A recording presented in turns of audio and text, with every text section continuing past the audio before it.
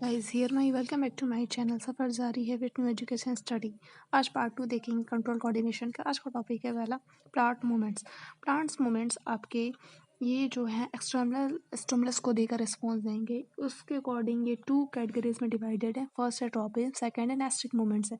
ट्रॉपिज, a growth movement of a plant in response to an external stimuli in which the direction of stimulus determine the direction of its response is called tropis. It means इनका जो stimulus का response होगा ये stimulus के direction में होगा.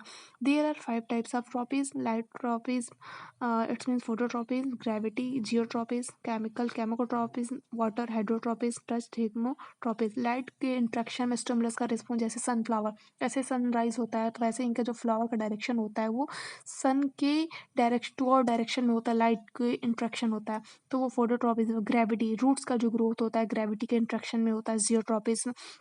और आपका केमोट्रॉपिज्म जो फ्लावर में रिप्रोडक्शन होता है, मेल और फीमेल गैमेट फ्यूज होते हैं, जाइगोट का फॉर्मेशन होता है, वो आपका chemotropism. Water hydrotropic, it's means water को लेकर जो इंट्रैक्शन है वो आपका हाइड्रोट्रॉपिज्म हो गया। Money plant. टच थिग्मोट्रॉपिज्म, ये आपका टच को लेकर होता है। नेस्टिक मूवमेंट भी इसी पे आपका है।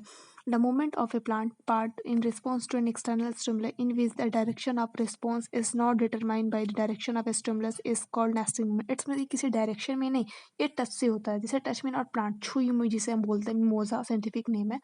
जब उसे हम टच करते हैं तुरंत वो स्टिमुलस का रिस्पॉन्स श्रिंक हो जाता है। जैसे ही कुछ देर के बाद हम वहाँ से हटते हैं तो वो ऑटोमेटिक अपने स्टेट में वापस आ जाता है। आज के लिए इतना ही। Thank you for watching. Channel को लाइक करें, शेयर करें, सब्सक्राइब करें फॉर इजी नोट्स।